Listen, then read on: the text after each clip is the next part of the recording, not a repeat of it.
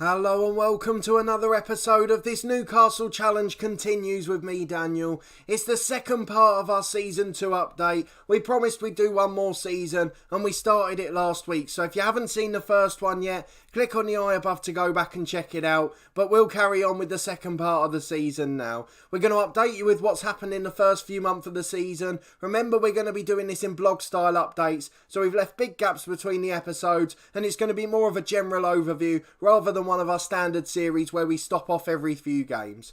So we're doing quite well. We're exactly where I hoped we'd be, but we're only just clinging on as we start to fall away after a good start. We had quite a friendly start and a couple of sticky spells. We've largely beaten the teams you expect us to beat, or at least got points against them, and then struggled against the top six. As a result, we just about sit in 7th place, but don't be fooled by a game in hand, because that's away at Manchester United today. If we can beat them, it tells a different picture going into the winter period, but as it is, it looks like we're going to be cut adrift in 7th, with the rest of the middle pack from the league. We're worried about 8th place Everton. They beat us heavily in our last away game, and it looks like they could be the team to pip us to the post. But if we can do well in one of the cups, that 7th place will become irrelevant anyway. You can see the club struggling financially. They're currently under a transfer embargo due to another consortium trying to take over.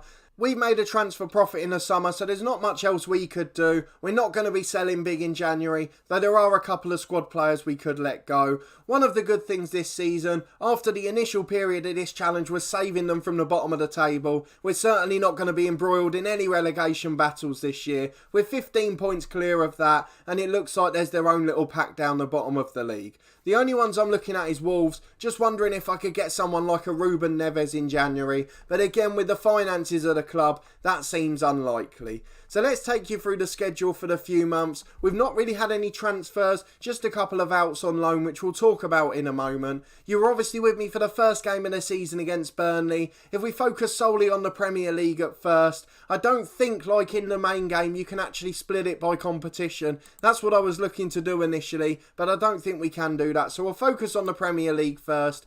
We won 3 games on the bounce, as you would expect us to after the Burnley game, although the one against Chelsea was a bit of a surprise going into September. We then struggled against the sides you'd expect us to. Liverpool, Arsenal and City, we only took 1 point out of 9. But then as we played all the bottom sides in the league, 6 games in a row, we got 4 wins and then 2 away draws. We couldn't ask for much more than that, before we got absolutely walloped to Everton 2 games ago, before a fairly lucky draw at home to Tottenham Hotspur. We go into United game today in a bit of poor form and probably expecting to lose based on our form this season. Where we have struggled, it's been away from home and we've not won any of our games away at the top 6. In fact, I think we've lost them all so far as we played Liverpool and City already. Everton were the next best side and we lost to them too. There are 3 league defeats, a few draws scattered around, but overall it's been a brilliant first half to the season. But more importantly in this save, Newcastle haven't won a trophy for years, for decades in fact, and we want to change that. We've had a really favourable draw in the Carabao Cup. Wigan, which we snuck through on penalties. Watford, we nicked it 1-0. They got relegated last season, as did Cardiff, who we beat 2-1 in the last round. And we now got another championship side in Nottingham Forest in the quarter-final. If we can do that and get a 2-legged semi, I'm not sure what other teams are still in there, so let's have a look. It's actually working out quite nice for us. There's a massive tie between Arsenal and Liverpool. Hopefully, if one of those get through, they'll play the winner of Tottenham or Southampton. And then if we could get through and play the winner of Norwich or Walsall, hopefully we've got a chance to get into the final. If we can do that, you never know in a one-off day at Wembley, and that could be a route into Europe for the club. And more importantly, it would be the best achievement of this series if we could end the trophy drought up on Tyneside. Obviously, by the time our third update comes along, we'll have been in the FA Cup. We haven't been quite so fortunate in that draw as we've got Crystal Palace away from home. They're a Premier League side who held us to a draw in the league match. They equalised in the dying seconds with a Wilf Zaha goal. He's always the man that gets it for them, and he did exactly the same in this one. He's worth 30 million and is a brilliant player, and we have no doubts that he'll cause us trouble again. Unless he gets taken away, he's wanted by a club in China. So let's hope they manage to get him, and then we'll have a much easier ride in that one. But we did also mention about transfers. We haven't had any more ins because the window was shutting as we left the last episode. We already had the squad we wanted to. It was just letting a few of the fringe players out, the likes of Viatri who left to Sheffield United. We mentioned our surprise at that in the last one, but Longstaff, he was someone we were planning to keep as a backup midfielder, but once we got the opportunity to loan him to the Championship and get him regular football, we couldn't turn it down. It doesn't look like he's quite going to make it now, but he can certainly have a good professional career after coming through the ranks at Newcastle. The other one that's gone out is a youngster called Bartlett. He was a South African striker. Again, he's not going to make it, but we want to give him the best chance to shine possible. So they're the two that have left the club since, and we also had a couple of clauses to talk through. We're looking at bringing money into the club and focusing on January. We have money for Modi Army. If we don't think he's going to make another 32 appearances, we can take 1.3 from Bordeaux, or 1.29 to be specific. We'll take that as well. And Viatri, it's only 100,000, but again, he's getting on a bit, and we don't want to risk that. So another 1.5 million into the club, it seems like a good deal for us. So let's give you the confirmation that the boardroom's in a mess. In fact, we've got plus 8. What's going on here? We've got plus 80 million here. If we go to the home screen, it is 81 million, but it's in red. It looks like we're in debt. But apparently red means we're in positive money now. You can take back everything I said. We're 80 million above zero. We've got loads of money in the bank, loads in the transfer kitty. Why have I been looking at that screen? Just because it's in red writing and assuming we're in debt.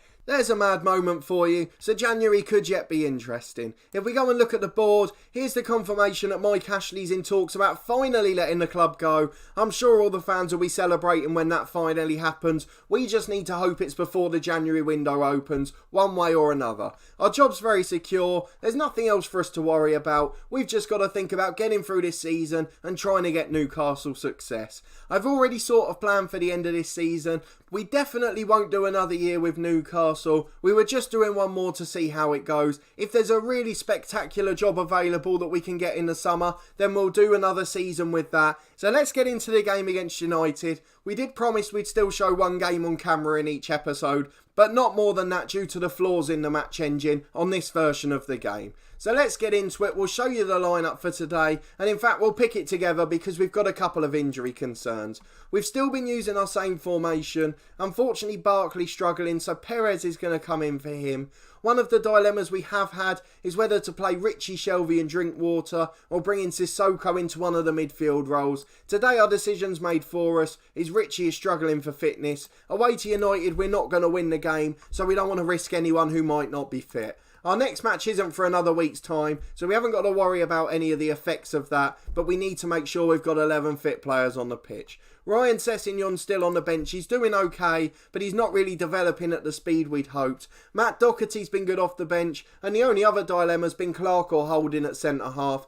Holding's rated slightly better, but Clark has been performing brilliantly when he plays. The two star performers though, and the top scorers at the club, are Barkley and Richie, who neither of them are fit to play today. Isaac Hayden will come onto the bench. The other one will be Jacob Murphy. Muto's there if we need him to. Probably one of the ones we may let go in January. He's worth a bit of money, 15 million, and it would take some money off the wage bill as well. Jacob Murphy wants to leave. Hayden's not the happiest. And also Benoit we're still trying to sell on, as Sessegnon can cover anywhere on the left. We would need to bring in one or two youngsters or squad players to help see us through, but we'd be happy to let some of those players go if they want. Let's get into the match. We're not going to stick with our positive mentality, but I don't want to change it on the main screen in case we forget to change it back. Let's see if we can get a result against the mighty Manchester United, who just like real life are struggling a bit, down in 5th place. And look at some of these players. They've brought in an old guard at the back, Kolarov at left back, a former City player, that's a bit weird, former Spurs reject Fazio at centre half. How old and slow's he got to be now? He is 9 for pace and 32 years old. Kolarov's got to be older. He's 34 and 10 for pace. I don't know if these are just backup players. Kolarov's made 12 league starts. We're not even halfway through the season. Fazio's made 10. No wonder they're not in the top 4. The rest of the team's okay. They've got Mbabu, a young right back who used to play for Newcastle as a kid. He ended up going to Basel, I think it was. No, it was Young Boys in Switzerland. But he came back to United for 18 million this summer. We just lost out on him and ended up going for the cheaper option in Doherty. We obviously couldn't compete with the 210,000 a week United are offering him, and as a result we're sticking with our cheaper, better players, and hopefully they'll get a result in this one. We are going to change back to a standard mentality. In fact, we might stay on positive for a little while, because looking at their lineup, I quite fancy our chances, but with 5 minutes gone, there's not been any action, and we'll see if we can create some shots here. Dummett throws the ball into Kennedy. Kennedy gets it back to him. Dummett's beaten to the byline. Challenged by Kondogbia. They've signed nearly a whole team here. The defensive ones are terrible and the attacking one's not so bad. Drinkwater comes forward but the ball's given away. I sort of wish we had Barkley fit because I think he could make a difference in this one. He's still been scoring the odd screamer this season and that's why he's the top scorer at the club. 7 goals for him and 3 or 4 of them were magic. Kondogbia went for a long special himself, but unfortunately for him, it was high and wide, and we can deal with that comfortably. They are dominating the game, so we're going to drop back to balance, and Babu has the ball, Shelvey makes the tackle. Lukaku finds Pogba, Ander Herrera to Kondogbia again. We've given him too much time, but luckily his shooting range is off, and he's missed the target again, so we can survive at 0-0 with a quarter of the game gone. It's Lingard with a corner for United into the back post. Fazio hits the bar. It would just be fitting if one of those 2 defenders scored the winner after we'd slated them before the match. But with half an hour gone, we look comfortable despite the fact United have dominated. They seem to be doing quite well at home despite the side they've got. And to be honest, being 5th's a bit of an achievement with that 11 out. Dummett with a corner though. We've got a rare chance to go forward. It's a terrible ball in though. And straight at David De Gea who claims. He rolls it out to Kolarov. Back to De Gea again. Yedlin's picked up a knock. We'll bring Doherty on for him at half time, but we could be behind by then as Sissoko lost it to Sanchez, puts Lingard in, hits the post and bounces away. We've got away with one there, and on a stroke of half time, we just about cling on by the width of a post. We've been dominated in the game, not in terms of possession, but in terms of shots, but we still survive, and a point would be a fantastic outcome. Let's take Yedlin off for Doherty, just into the second half, and hopefully we'll be able to see it through, with 11 fully fit players on the pitch now. Let's get that change done, as Manchester United come forward again. The highlight ends, it's still goalless. Manchester United with a throw in the left-back area. Thrown into Sanchez by Kolarov. Charging forward over halfway, but back to Pogba. Plays a 1-2. Sanchez can charge at the defence. The midfield can't keep up. That's why we normally put Sissoko in for these big away games. Drinkwater and Shelvey just haven't quite got the legs. Perez isn't as helpful defensively as Barkley. And we just don't keep possession as well without him in the team. Pogba recycles possession from the corner. We are still clearing it away quite well. And we might drop to cautious now for the last 25 minutes.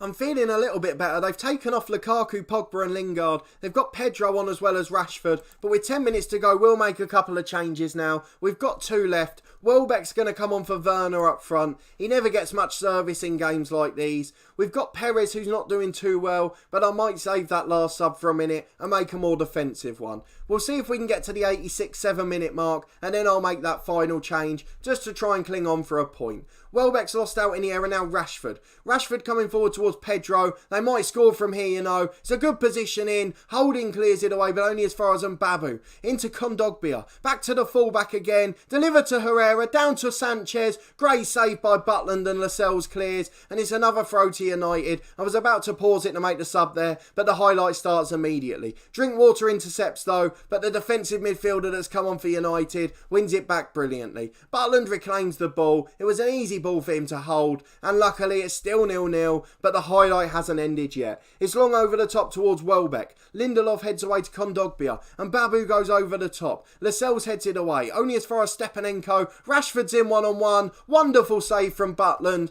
and now they've had another chance. We are going to drop back a little. Let's see what we can do defensively. Kennedy drops back into left of midfield. Perez drops into the holding role. He's going to be replaced by Isaac Hayden, an out-and-out defensive midfielder. We're going to play him on a defensive duty here. We don't want him getting caught up the pitch. We're going to drop Doherty back for a full-back on automatic. We don't want to be risking going too far forward with them either. Let's see what else we can do. We've already got a low line of engagement. We're distributing quickly, but we want to slow the pace down now. We're also going to time waste, play for set pieces. We do this quite often in our 2 long-term stories, but I don't think we've ever done it in this one here. So this will be a first, but we want to get a brilliant point. We've lost at all the big sides away from home, and this would be a huge step for us moving forward. I'm sure they'll score from the corner now, but going into stoppage time, we're still level at 0-0. Doherty with a free kick on the right. 30 seconds left. Fazio gets it back to De Gea. Long over the top. It would be heartbreaking if we let one in now. But Drinkwater gets it to Kennedy and we've still got the ball. And there can't be any danger as long as that's the case. Kennedy gets it to Drinkwater. It's got an overlap on the left from Dummett. I don't know why the fullback's that far forward and his cross is blocked. Rashford's won it off Kennedy's boots and it could be a disaster. But thankfully the whistle goes and we hold on for a 0-0 draw. So there we go. We waited nearly half a season to show you another game and it was a 0-0 draw. I bet you're glad you waited for that one. One of our first 0-0s of the season, but in the grand scheme of things, it's a fantastic result. We go into the winter period 2 points clear of Everton in 8th place, and we're clearly in a battle with them for that last Europa League spot, provided no one unusual wins one of the cups, which we're hoping we can do in the Carabao. But certainly plenty of progress. It's probably about where we would have been last year had it not been for the awful start before we took over. DeAndre Yedlin's out for the whole winter period. Matt Doherty's going to get his chance now. United absolutely dominated that game. I know we had 50-50 possession, but they had all the shots. But fortunately we managed to hold on. Welbeck's played 10 league matches without a goal. I think he did get one in the Cups if I'm not wrong. I'm sure he did. I got a league one but it must have been a while ago. He's still been decent for us and not really had many chances to prove himself. Southgate was there, looking at Drinkwater, holding Shelvey and Lascelles and Butland. Nearly all of the players he was watching were from Newcastle, so that's a good thing for us. We're showing that we're one of the best sides in the league outside that top 6, and the England manager's appreciating that. So let's go and look at the schedule. We're going to leave it a little while before the next episode again. It could well be a Carabao Cup final. If not, we'll come back slightly before, maybe to show you Arsenal or City. I guess it depends where we are in the league. But that will be all for this episode. If you did enjoy it, please put a thumbs up on it. Let me know in the comments what you think of our season so far. Is there anywhere you'd recommend us strengthen in January? I may just need one player. I've got the budget for a £25 million player. Who do you think I should spend it on? Subscribe to the channel for daily FM19 content from my 2 long-term stories. They're out every day on the channel at 4:30. And then there's my FIFA 19 lower league career on Friday at 4:30 in just an hour and a half's time as this video comes out. This one will be out for at least the next 2 or 3 Fridays as we finish this season. And then as we mentioned earlier, if we do find a really cool challenge in the available jobs at the end of the season, we might do one more year from another club or country. If not, it will definitely be the end of the series. We won't be doing another year with Newcastle. But a massive thanks for watching this one as always, and I'll see you next time.